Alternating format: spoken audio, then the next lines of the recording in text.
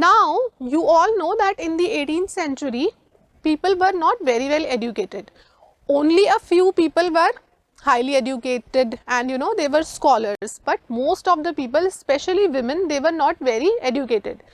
Normal women who belonged to the third estate, they were not allowed to go to the school, and they did not have access to the education, right? और जो feudal lords या उनके जो daughters वगैरह होते थे या जो princes थे, उनको access था, right? But most people could not read and most people could not read and write. तो क्या हुआ, इसको सॉल्व करने के लिए कुछ पॉलिटिकल सिंबल्स यूज किए गए, because people could not read and right. That is what हमारे यहाँ भी तो है ना, different political parties have different symbols. Why? Because when India attend independence बहुत ज़्यादा लोग एजुकेटेड नहीं थे उस टाइम पे, राइट? तो अगर किसी को लिखना या पढ़ना नहीं आता, लेकिन कोई सिंबल अगर उनको बता दो कि ये सिंबल इससे रिलेटेड है, तो वो समझ जाएंगे, राइट? तो इसीलिए अलग अलग पॉलिटिकल पार्टीज के अलग अलग सिंबल होते थे. ओके, होते हैं, इनफैक्ट अभी भी होते हैं. So what happened back then in France? The majority of men and women in the 18th century could not read or write. So images and symbols were frequently used instead of printed words to communicate important ideas. तो उनको समझ तो आता नहीं था क्योंकि वो पढ़ भी नहीं सकते थे, लिख भी नहीं सकते थे, तो कुछ इमेजेस और सिंबल्स यूज किए गए. Okay, The painting by Le Barbier uses many such symbols to convey the content of the Declaration of Rights. Let us try to read these symbols. तो जब इन्होंने Declaration of Rights बनाया तो इन्होंने बहुत सारे symbols उसमें add on किए. तो उन symbols के अलग अलग meanings है, जैसे the broken chain. अब इसका क्या मतलब है? That you are free. Now the chain is broken. तो इस symbol को देख के लोग समझ जाएंगे that it indicates, depicts liberty. Okay. Then comes this bundle of rods. A single rod can be easily broken, right? But the entire bundle cannot be easily broken. So it shows that unity is the, we all say strength lies in the unity. So this shows strength lies in the unity. It is for unity. Then this eye, what does it show? Which means now you can read through your eyes. It indicates the knowledge, the wisdom. Then this is the symbol for power. Then comes a snake biting its tail to form a ring. It is a symbol of eternity because it neither begins nor ends, right? So this is the symbol of eternity. Now this is a cap. Now this cap was used to be worn by the slaves whenever they got free.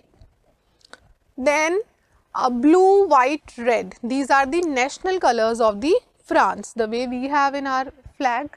Now this shows the personification of law. What does it mean? In our Indian constitution also, you must have seen in the movies, there is a lady, she has a black, she cannot see, right? There is a black belt on her eyes and she has a taraju in her hands, right? Similarly, this was for the France. Okay. Now the law tablet. The law is same for all, right? The way I told you, it was there in their charter also, that everybody is equal before the law. Now what happens? How France abolishes monarchy and becomes a republic, this also we have to see. We have seen that people were very angry when Louis XVI imposed taxes, right? When he called the meeting, people got really angry and then they took the oath, okay? National Assembly was created. And then in the National Assembly, the king agreed that okay, you can limit my powers now. France became constitutional monarchy. Constitution came into existence and monarch remained there but with limited powers. So France became a constitutional monarchy, means monarch abhi bhi hai. Now, how this monarchy was ended and how France turned into a republic, that we have to see. Okay. Now, what is the meaning of republic? Monarchy means there is a king. Now the son of the king will be the next king. Then again the son of the king will be the next king. Okay, like this the chain goes on. This is called monarchy. Raja का बेटा राजा. Okay.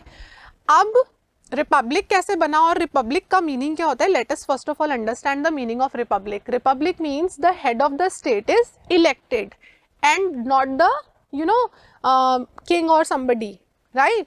तो republic means now the head of the state will be elected. जैसे हमारे यहाँ होता है, why India is known as republic? Because the head of the state is elected. Okay, you all know recently Draupadi Murmu has become our 15th president. Okay, so कैसे बनी वो किसी king की या क्वीन की बेटी तो नहीं थी. कैसे बनी? क्योंकि उनका इलेक्शन हुआ थ्रू इलेक्शन, इनडायरेक्ट इलेक्शन हुआ. Of course we did not vote for it. All the MLAs and MPs they have voted for her. तो उन सब ने वोट किया और फिर वो हमारी क्या बनी? President. So we have elected president. So that is why India is a republic. Similarly, France also became republic when the monarchy was abolished. Okay, when the king was finished or executed or killed, right? So king was killed and finally France became a republic. So let us quickly see how this happened. In April 1792, the National Assembly voted for a war against Prussia and Austria. अब ये कैसे हुआ? Although ये जो Louis 16 थे उन्होंने बोल दिया कि ठीक है कॉन्स्टिट्यूशन बना लो. उन्होंने उसको रिकॉग्नाइज भी कर दिया. ओके, एंड उन्होंने एक्सेप्ट कर लिया कि ठीक है now on my powers will be limited and everything will be checked. Okay, checks and balances का सिस्टम हो गया. सीक्रेटली उन्होंने क्या किया? उन्होंने प्रशिया और ऑस्ट्रिया से हेल्प मांगी कि you guys need to help me, है ना, क्योंकि कोई भी राजा नहीं चाहता ना कि मेरे पावर्स कम कर दिए जाएं या उनको पैसा मिलना कम हो जाए, राइट. वो तो क्या चाहेंगे कि हम वैसे ही राज करते रहे जैसे हम पहले कर रहे थे. उनको एक्स्ट्रावेगेंट लाइफ जीने की आदत थी, है ना. पैलेस ऑफ वर्साइल्स के बारे में अगर आपने कभी उसको देखा है नेट पे या किसी मूवी में तो आपको पता चलेगा कि किस तरीके की एक्स्ट्रा ऑर्डिनरी और लग्जूरियस लाइफ ये किंग्स जिया करते थे. तो क्या हुआ, जो लुई 16 थे, लुई 16 की जो वाइफ थी, वो कौन थी? मैरी एंटेनोइते. ठीक है, मैरी एंटेनोइते जो थी वो कहाँ की थी? ऑस्ट्रिया की थी. Marie Antoinette was from Austria. Okay, अब ये ऐसा बोला जाता है कि जो मैरी एंटेनोइते थी ये किंग की बहुत बैड एडवाइज़र थी. मतलब वो कभी भी अब किंग को अच्छी एडवाइस नहीं देती थी. ऊपर से ये जो किंग थे ये भी कोई बहुत अच्छे रूलर नहीं थे. ही डिड नॉट हैव मतलब he was not a very capable leader, है ना. उनके अंदर वो इतने लीडरशिप के क्वालिटीज़ नहीं थे. उनकी वाइफ भी उनकी एक बैड एडवाइज़र थी. अब क्या हुआ, उनकी वाइफ उनको बोलती थी कि आप लोगों के बीच में मत रहा करो, हम रहेंगे पैलेस ऑफ वर्साइल्स में, we will live a good life, lavish life, right. तो वो अपनी लेविश लाइफ जीते थे. ओके, अब जब किंग ने टैक्सेस इम्पोज किए और लोगों में बहुत गुस्सा फूटा, Louis 16 has adopted, he has agreed to adopt the constitution. Okay, everything. अब उन्होंने बोल तो दिया लेकिन still he is not happy. Still he wants that कि मेरा जो पावर है, जो मेरा रूल है वो बना रहे. I should enjoy my life. So since this his wife Marie Antoinette was from Austria, है ना, तो Louis 16 asked for help from the king of Austria and Prussia. ठीक है, इन्होंने इनसे हेल्प मांगी क्योंकि ऑस्ट्रिया का किंग कौन था? मैरी एंटेनोइते का ब्रदर था. लुई 16 के ब्रदर इन लॉ हो गए वो. तो उन्होंने उनसे हेल्प मांगी. ठीक है, हेल्प मांगी तो उन्होंने बोला कि मुझे हेल्प करो. और क्या हो रहा था कि जो नेबरिंग कंट्रीज थे जैसे प्रशिया, ऑस्ट्रिया, ठीक है, इनको भी क्या डर लग रहा था कि फ्रांस में इतना रिवोल्यूशन हो रहा है, लोग किंग के अगेंस्ट इतना रिवोल्ट कर रहे हैं, तो this can happen in our country also any day. तो फिर हमारा भी रूल खत्म हो जाएगा. तो इसलिए भी वो डर गए. तो इसलिए इन कंट्रीज ने क्या सोचा कि we should attack on France, okay, and then we should restore the monarchy over there. Okay, अब ये बात लोगों को क्या चली, पता चल गई लोगों को ये बात कि अब ये जो कंट्रीज़ हैं, नेबरिंग कंट्रीज़, ये हम पे अटैक करने वाले हैं. तो वो लोग अटैक करते उससे पहले ही अप्रैल 1792 में नेशनल असेंबली ने क्या बोला कि अब हम क्या करेंगे, प्रशिया और ऑस्ट्रिया के against we will wage a war against these two countries. Okay, Marseillaise became the national anthem of France. See, whenever there is a revolution in the country, या जब भी हमें लगता है कि कंट्री में ऐसा कोई टाइम आ रहा है वॉर का या कोई रिवोल्यूशन चल रहा है, तो लोगों के अंदर उत्साह और जोश भरने के लिए क्या किया जाता है, जो इंटेलेक्चुअल्स और स्कॉलर्स होते हैं वो क्या करते हैं, नेशनल एंथम्स लिखते हैं उस टाइम पे, जिससे लोगों का क्या है, जो जोश है वो दुगना किया जा सके. This happened in our country also. बहुत सारे ऐसे स्लोगन्स आते हैं, बहुत सारे एंथम्स आते हैं, राइट. तो Marseillaise became the national anthem of France during that time, ताकि हर every citizen could connect with it, right, और उनके अंदर राष्ट्र प्रेम की भावना जो है वो जागृत हो जाए. While men were away fighting at the war, women took care of their families. See, all the men, they went for the war, and women का क्या role था? Women were back at home, they were taking care of their families. Now we'll be also, looking at the role of the women in this revolution. Large sections of the population demanded that the revolution had to be carried further, as the Constitution of 1791 gave political rights only to the richer sections of the society. Population का जो एक कुछ हिस्सा था, बहुत कम लोगों को voting rights मिले थे. We have seen around 4 billion people only had voting rights, right. तो जो मेजॉरिटी वाला पार्ट था पॉपुलेशन का, they still did not have voting rights. I told you, specially women did not have voting rights. women को voting rights की बिल्कुल बात नहीं हुई है. and also men below the age of 25 years old, children, right, all these people were excluded from this thing. तो एक जो population का जो large हिस्सा था, right, जिनको voting rights नहीं मिले हुए थे, they were saying that the revolution had to be carried out further because this constitution of 1791 gave political rights, means voting rights, only to the richer sections of the society. Why they are putting the word richer here? Because I told you, those who were paying taxes, they were only eligible to vote. So now people was demanding that everybody should have voting right now. Okay. Political clubs were formed, and among them Jacobins became the most successful club. अब क्या हुआ? बहुत सारे political clubs बन गए. What does it mean? As it is, I told you, people were not very well educated during that time. तो salons में, right, लोग क्या करते थे, या पब्लिक प्लेसेस पे बैठ गया एक कोई पढ़ा लिखा व्यक्ति, और उसके हाथ में लेट्स से एक न्यूज़पेपर है, तो वो क्या करता था, लोगों को पढ़ पढ़ के सुनाता था कि see this is going on in our country, this is what the king is doing, this is what the national assembly is doing, right. तो ऐसे करके बहुत सारे पॉलिटिकल क्लब्स लोगों ने अपने बना लिए. तो धीरे धीरे लोगों ने उनको ज्वाइन किया, है ना. तो जैकोबिन्स जो था, it was the most popular and successful club. उन सब में से पॉलिटिकल क्लब्स जो अलग अलग बने, Jacobins was the most successful one. Okay. Members of the Jacobin club included small shopkeepers. अच्छा, इसके अंदर क्या है, थोड़े पुअर सोसाइटी के लोग हैं ना, those who are not very well, not very well off. Okay.